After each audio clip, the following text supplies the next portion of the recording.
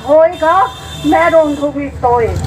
मिट्टी बोली है कुम्हार से कि मुझे पीट पीट कर इस तरह काम कर रहा है, और एक दिन ऐसा भी आएगा कि मैं उसके अंदर तुझे रोन कर ले जाऊंगी।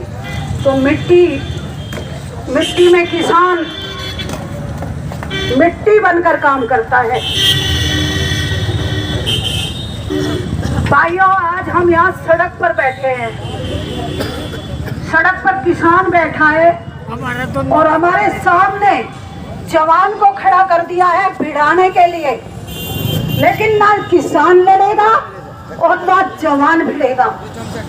कोई हमारे साथ नहीं भिड़ेगा, क्योंकि हम अन्नदाता है।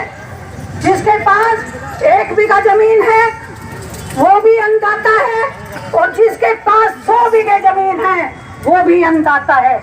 मुझे आप बताइए कि ऐसा कोई ऐप बना हो जो डाउनलोड करने के बाद उसके अंदर से रोटी निकलती हो? बता दीजिए अंबानी अडानी, कोई ऐसा ऐप आपने बनाया हो किसान को काम करना ना पड़े।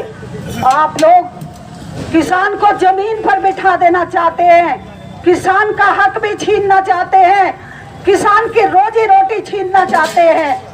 मैं आपसे बताना चाहूंगी अंबानी अडानी जी, मैं आपसे बताना चाहूंगी कि आपने हमारे किसानों के जो 3 काले कानून पास किए हैं बंद कमरे के अंदर, उस समय आपने कहा था कि कोरोना चल रहा है और कोरोना के अंदर कोई काम नहीं होगा। बंद कमरे में हमारे किसानों के हक को बेचने का काम किया है अडानी अंबानी को। धिक्कार है तुझे। हमने वोट दिया था सबने मिलकर आपको, जो वोट दिया था कि आप किसानों के हित की बात करेंगे, आप जवानों के हित की बात करेंगे, आप महिलाओं के हित की बात करेंगे, लेकिन आपने तो 10-15 पूंजीपतियों के लिए कर्जे माफ किए हैं आपने।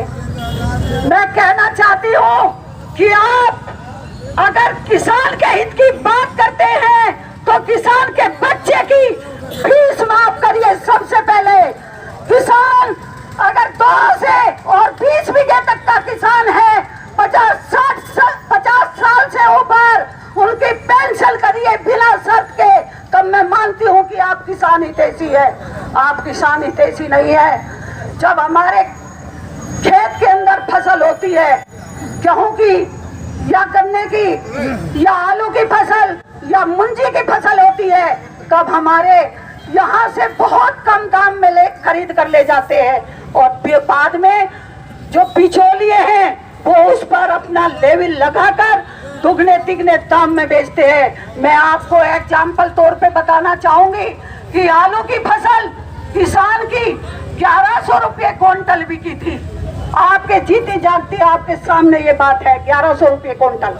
और 1100 रुपये क्विंटल बिकने के बाद वो आज 6000 रुपये क्विंटल बिकी है। 200 रुपये के 5 किलो आलू क्या आपने बिकते हुए देखा है कभी? ये प्याज की फसल को 80 रुपये किलो बेचते हैं। अब की बार इन्होंने हमारे से 1100 रुपये क्विंटल लेके 200 रुपये किलो 5 किलो बेचती है। और गरीब आदमी अपनी बेटी की शादी कहाँ से करेगा? आप मुझे बता दीजिए। कहाँ से अपने बच्चों को पढ़ाएगा? कहाँ से अपने बच्चों के कपड़े लाएगा? कहाँ क्या करेगा अपने बच्चों के लिए? जब तक किसान की यह बात कोई नहीं सुनेगा, किसान की बात नहीं कहेगा, वो देश पर राज नहीं करेगा। जो किसान की बात करेगा वही देश पर राज करेगा। मैं किसान भाइयों आपको बताना चाहूंगी कि हमारे जैसे आलू की फसल को इन्होंने खरीदा है और पूंजीपतियों के गोदामों में भरकर डाल दिया है, और उसके बाद बाहर निकाला, वही हमें 200 रुपए का 5 किलो हम ही लोगों ने खरीदा है, और हम लोगों ने ही वो अपने खेत का आलू उगाया हुआ खाया। तो हमारी मेहनत की कमाई अंबानी और अडानी के गोदामों में चली गई, हमारे पास वो कमाई नहीं रही। हमारा बच्चा आज क्या कहते हैं बच्चे को कि आपका बच्चा सूट बूट पहन कर नहीं आएगा। क्यों नहीं आएगा? हमारे यहाँ का बच्चा सूट बूट पहन के खूब पहनेगा। मेहनत तोड़ जी तोड़ कमाई करते हैं, खेतों में काम करते हैं, और हमारे फसल के दाम आप ले जाते हैं। पहले पहले वाली बात नहीं रही। आज हमारे किसान का बच्चा पढ़ लिख कर संसद में भी बैठा है और हमारे किसान का बच्चा IPS और CBI में बैठा है। ऐसा नहीं, एक नारा लगा था, घर घर विद्या दीप जलाओ, लड़का लड़की सभी पढ़ाओ, लेकिन वो उसका नतीजा आज हमें हमारे सामने है और हम आज उसको लागू कर रहे हैं। लेकिन आप लोगों को मैं बताना चाहूंगी कि जो दिल्ली के अंदर बैठे हैं, बॉर्डर पर बैठे हैं, सिंधु बॉर्डर बैठे हैं, कुंडली बॉर्डर पर बैठे हैं, हम लोग भी वहाँ शुरू में ही बैठे थे, अपना एक जुलूस लेकर महिलाओं का वहाँ गए थे। जिस समय हम कुंडली बॉर्डर पर पहुंचे और दो बैरियर हम लोगों ने तोड़े थे। 2 बैरियर तोड़ने के बाद हमारे महिलाओं के ऊपर लाठी चार्ज किया गया था। 16 लाठी मेरे को लगी है और मेरा ये पैर भी उसी में टूटा हुआ है। 16 लाठी लगी है, लेकिन हम महिलाएं हिम्मत नहीं हारेंगी। हम आज भी दिल्ली जाएंगे और कल भी हम दिल्ली में रहेंगे। कब एक पैर हमारा दिल्ली में है, एक नजर हमारी काले कानून पर है, लेकिन जब तक काला कानून हमारा वापस नहीं करेंगे तब तक हमारा कदम पीछे नहीं हटेगा। एक बात और मैं कहना चाहूंगी आपसे अंत में एक बात और कहना चाहूंगी। कहने को तो बहुत बात है, बहुत टीस है हमारे अंदर किसानों के प्रति। जिस तरह कैसे हमारे यहाँ पर राष्ट्रीय झंडा है, राष्ट्रीय मुद्रा है, राष्ट्रीय कोष है, लेकिन हमारी आज तक राष्ट्रीय फसल घोषित क्यों नहीं की गई?